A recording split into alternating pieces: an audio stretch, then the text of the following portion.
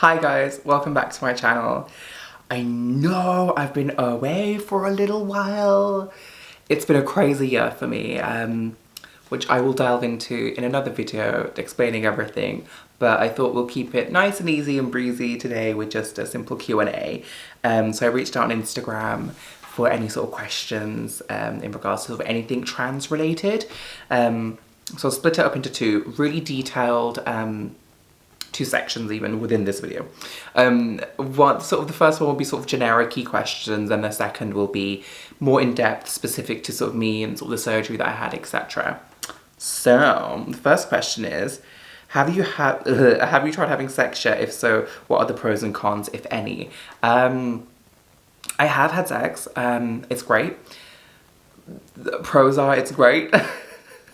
For me, it's better than having anal sex or any other sort of penetrative sex that people are having prior to post-surgery, pre-surgery even. Cons, I guess, are the amount of discharge produced.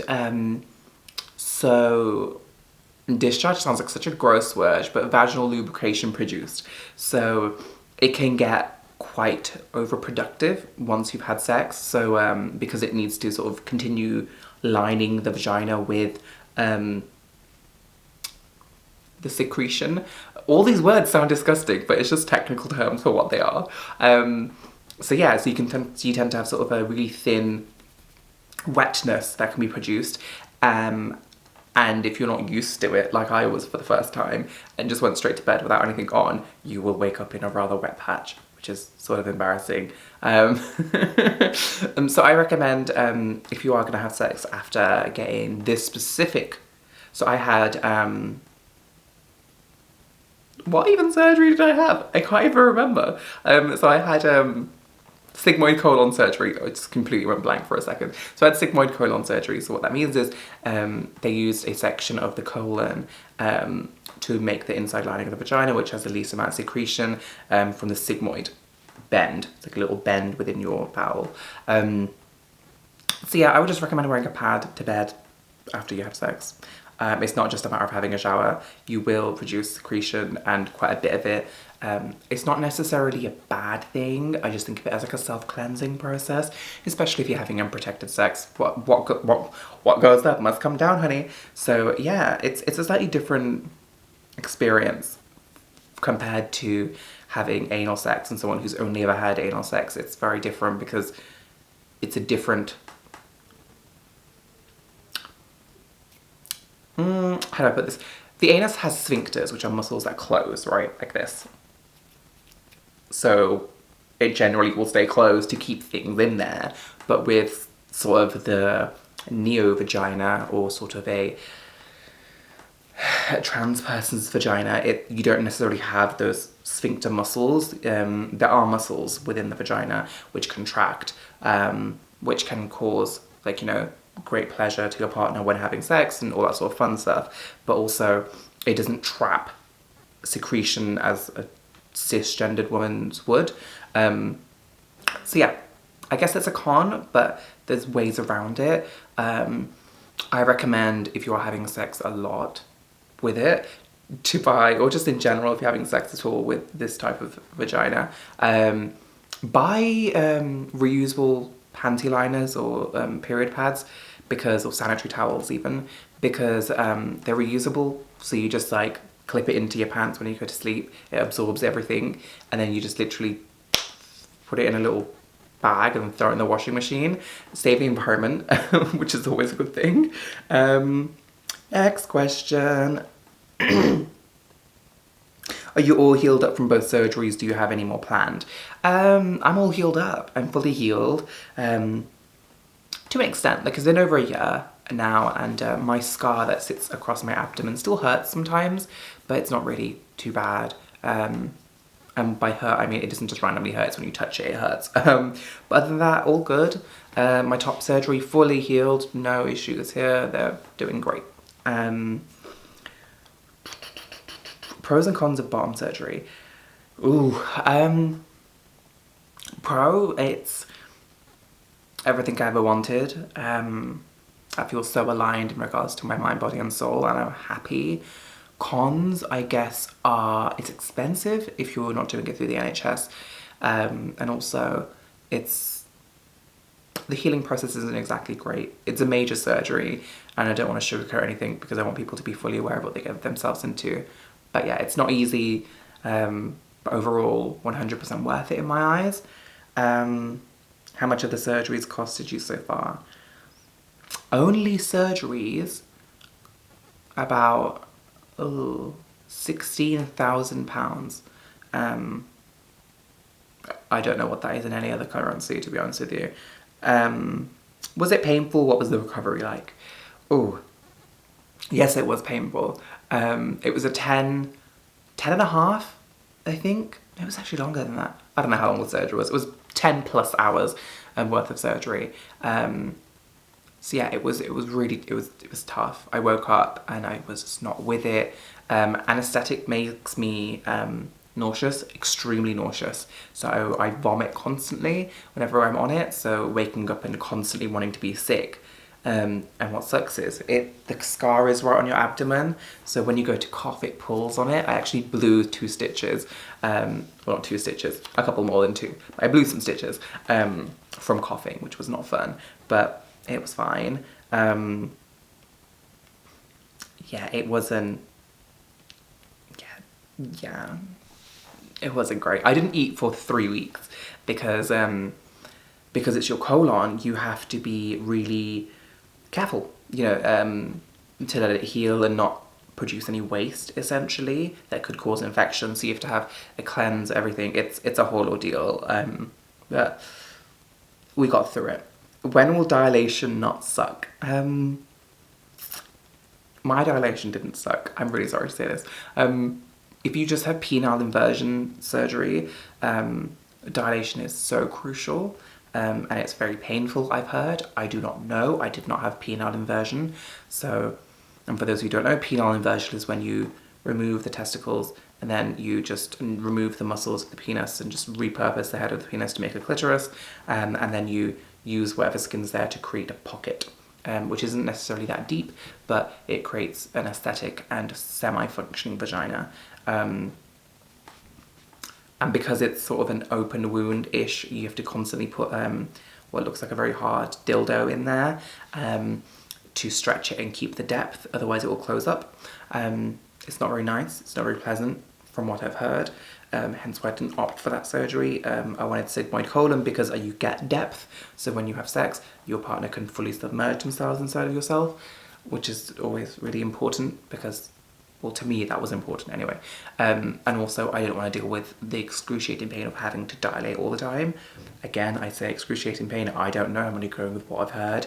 But yeah, apparently it's painful. I don't know. Mine was pretty easy. I only dilated for 3 months and then I haven't dilated since. Occasionally I do dilate, but if you're having sex regularly, I don't think you need to. So yeah, I don't really need to dilate anymore, but it's sometimes good just to keep a bit regular in there, innit? Got some really disgusting. Okay, we're not going to answer those. Did your sexual orientation change following the transition? Ooh, interesting. Yes and no. I had always been attracted to women, but I portrayed myself as a homosexual man. And when I transitioned, it gave me the confidence to fully be out as a bisexual woman. And also I did find that I was more attracted to women after, after I transitioned. So, and I don't know if it was just a psychological thing because I knew I was bisexual, but I had to pretend to be a gay man because of what I thought was acceptable in society. It's a whole different, I will delve into that at a different point, but I guess it did change to an extent, but not really, I guess. How did you do your research into surgery? Is it through the NHS or is it only available privately? On the NHS, which is obviously in the UK, you can only get penile inversion surgery, which is not something that I wanted. And you can get it on the NHS, it's just a very, very long process. I think in total I would have had to wait for 7 years, and I would have been almost 30, whereas I had my surgery done when I was 22. So, I'm playing games. Oh, fuck that.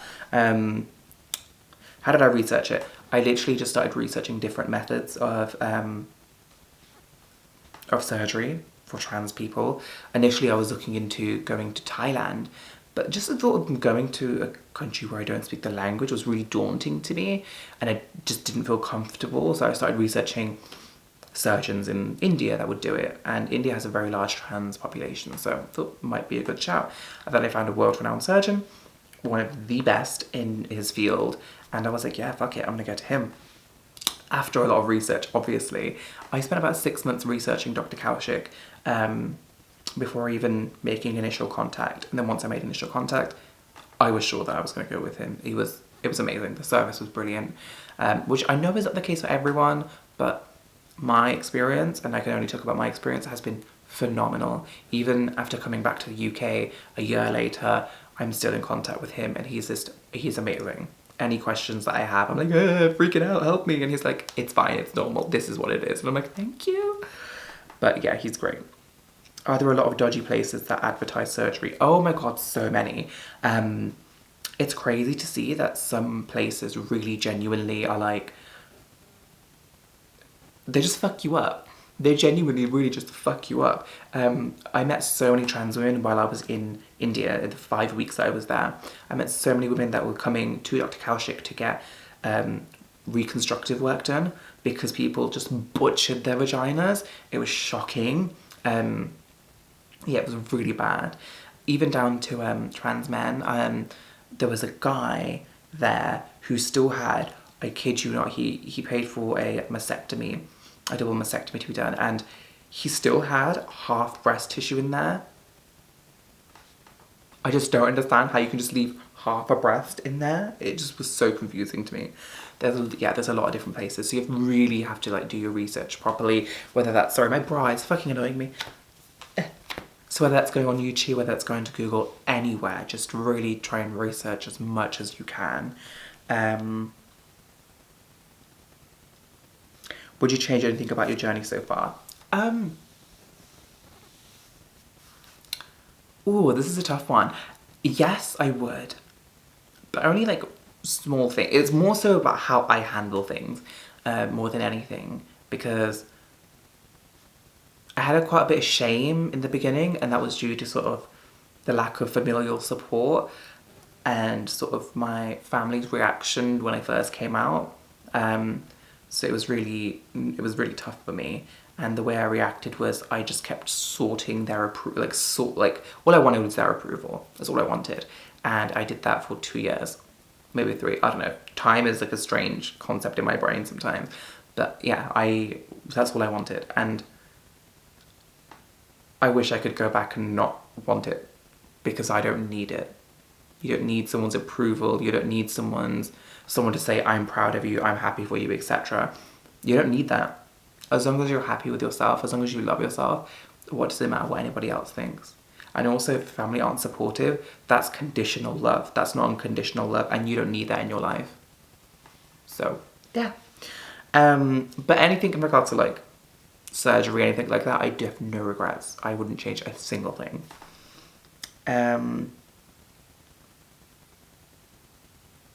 How did it feel when you used your new vagina for the first time?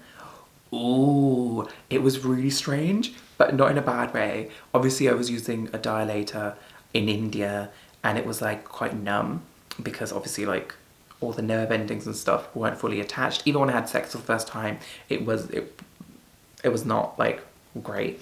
And then sex with my partner is very different, because I'm fully healed and you can feel everything. So yeah, it's a lot better. But the sense of, it felt so right, and I don't know how to explain this, but like, it feels different when you're having anal sex, because it's like, it's pleasurable, whatever, but it doesn't always feel, like, it didn't feel right to me. I still had it, but it didn't feel right to me. And then when the first time I had sex, I was like, oh, this is so much better, this makes sense. Everything's where it should be, and it was just It was a good experience, but it wasn't exactly the best experience. But I think that's just down to the person that it was with, so bad times. But yeah, it was a good time. How's the scar on your tummy? Is it fully healed? The scar on my tummy is pretty much fully healed. It's still numb on the top and bottom for about an inch. It looks fully healed in the sense of like it's like a normal scar color tissue for me. I had an allergic reaction to gum tape, which is what they use to sort of help stitch it and sort of like hold it together type thing, like on the bandages. So because I had an allergic reaction, my scar looks thicker than it normally would. Because the way Dr. Kaushik like interlayer sutures everything, it's a very thin scar. And everyone that I know that's been to Dr. Kaushik has a very nice, pretty thin scar. And mine's just massive because my skin doesn't like tape, apparently, and just it got infected. It was a mess. It was a whole ordeal. But that's not down to the surgeon. That's down to me. I just was allergic to it, and we didn't know.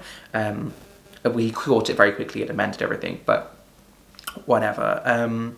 That's all the ones that are like sort of I thought were generic. So let's go on to the more specific ones.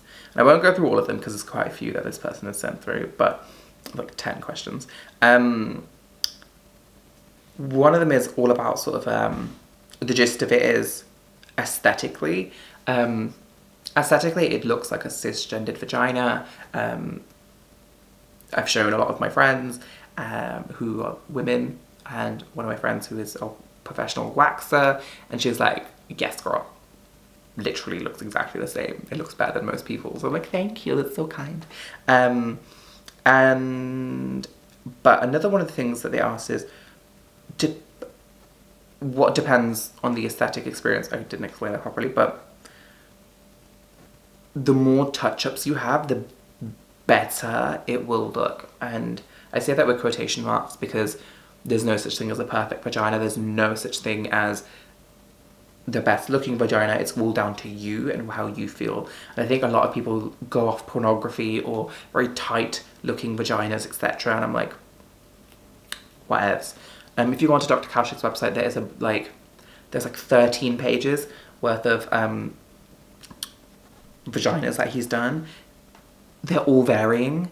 The one that I wanted was after 4 touch-ups. I had 1 touch-up, and I'm very happy with it.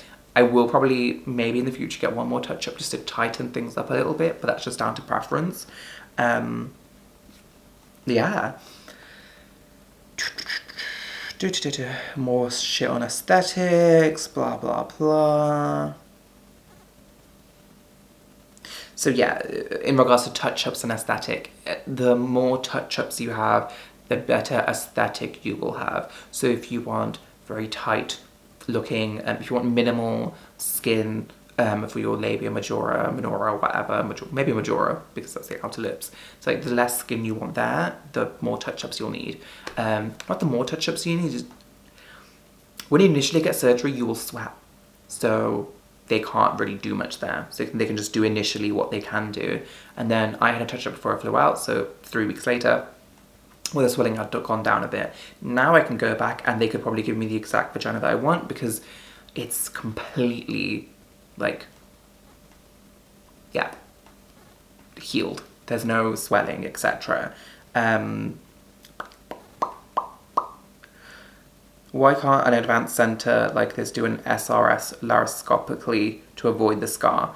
Okay, so I get a lot of messages about this, like the scar, laparoscopy, what the fuck the word is. But what you have to remember is they have to go inside of you, find the sigmoid colon, cut it in half, lengthways, suture it down into muscles, create the outer wall of the vagina. There's so much that goes into it. There's no way you can do it laparoscopically. No way. There's just too much. There's too much going on there. And I think people are really scared of having scars, and I get it, but there's ways to sort of minimize scarring. I have come to terms with scars. I have a lot of scars on my body, whether that's palm scarring, whether that's sort of anything else, from like falling over as a child because I'm a clumsy bitch, down to like the massive scar on my abdomen. And yes, just get it covered with a tattoo. If you want tattoos, do that. Um,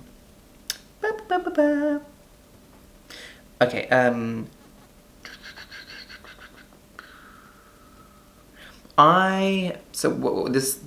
of the questions is about this over penile inversion. And like I said before, penile inversion is quite restrictive in my eyes. You don't get depth, you don't really... What I wanted out of my vagina was depth. I wanted to have sex and it be pleasurable. I wanted to have the normal experience. I didn't want it to be just an aesthetic procedure. So yeah, and also I wouldn't want a scrotal skin graft because you still have sweat glands in there, and there's also a hair follicles. Unless you have full electrolysis on your scrotal skin, you will have hair within your vagina, and I can't deal with a hairy vagina. That's weird. Is it right that the Sigma lead SRS about the bad odor that comes with the mucus or discharge? Initially, there's a slight odor, there's a slight smell. 3 to 6 months in, you don't really have it anymore, because it's a separate part of... It becomes a separate entity within your body. It repurposes itself, kind of thing. So it doesn't smell, which is good. But what I will say, it's also dependent on how much water you have. The more water you have, the thinner the mucus will be. It will be more silky, it will be smoother, it won't be gross. But the less water you have, it will be thicker, it will kind of look like phlegm, which is really gross, and it will have a slight odor to it because it congeals. Like all the mucus sort of gathers at the top of the vagina, and if it stays up there, it becomes like a thick paste, and it kind of looks like poop. So sometimes when it falls out, you could be like, shit, I'm shitting out my vagina, and it's really scary because that's a real thing, and it's terrifying, which happened to me, but it's because I was drinking enough water. And if you have a lot of depth, like I do, sometimes the mucus can't fall all the way down, so it can get stuck up there and it can't fall down, and yeah, it's a bit gross, but I'd rather have that happening than to have like a weird little pocket. And I don't mean weird little pocket, and that's really offensive, so I shouldn't say that, but like, I didn't want 4 inches of depth. That's not enough for me. I'm sorry, but it's true. And that's me personally. Some trans women just want that done, and that's fair play. And a lot of trans women don't know about sigmoid colon. They think that this is the only option available to them, but it's not. So just really do your research. Is it right that you become more susceptible to UTIs after SRS? And urination, is it messy? No, I've not had a UTI once and it's been a year. Urination, is it messy? No, initially it is because of the swelling and it sort of goes everywhere. But now it's just a stream as per normal. Please describe accurately the sensation and the length of and the self-lubrication. I can't describe the sensation. I don't know. It's pleasurable. And the length, I don't know. I think I have 10 or 11 inches worth of depth. I can fully get all my dilators in, and they're about 10 inches. So, yeah. Do you think post-op SRS ladies can come for real? Can she enjoy her sexual play? Yes, you can. The head of the penis is repurposed into the clitoris, and it may take some time in the sense of swelling and healing, etc. So don't just rush into it. Don't just start flicking your bean excessively. Nothing will happen. I genuinely think giving a year to fully heal is when you'll probably experience the most amount of sensuality or sensation down there. And what you have to remember is, some people think, oh no, I can't sort of reach orgasm, etc. But it's new apparatus, you know, as someone who's used to having a joystick, for lack of a better word, and just like dealing with the head, masturbation came pretty quickly, like, and it was easy process for me, especially sort of like self-pleasure, etc. But when it comes to masturbation as a woman, you have to find your spot, you have to learn an entire new way of how to masturbate, and it's not as simple as just rub. You're not a DJ, it's not just chicka chicka chick boo and then you come. No, there's a lot of work that goes into it. So explore yourself, explore your body, get some lube, get some toys, live your life. And I think that was the last of the questions. I think they have one more. Okay, I'm not answering that. But that's it. So if anybody has any questions, leave them in the comments below. I will try to get back to people. And if you have any other questions, drop me a message on, I was about to say LinkedIn because I'm so used to doing work videos, but on Instagram. And also, don't just, okay, let me explain how Instagram will work for me. I get a lot of messages. Some from creepy people, some from creepy everyone, really. So when you message me, don't just say hi, because I probably won't respond to you because I get a lot of lewd messages there. Just be like, hey, saw your video, something. If you have a question, put the question in the message, like, hi, I have this question, and then I'll respond to you. Don't just message me saying hi, because I won't respond. Links are in the description below. I'll try and put any sort of useful information that I have down there as well. But it's good to be back, and I shall hopefully see you all soon. Take care, everyone.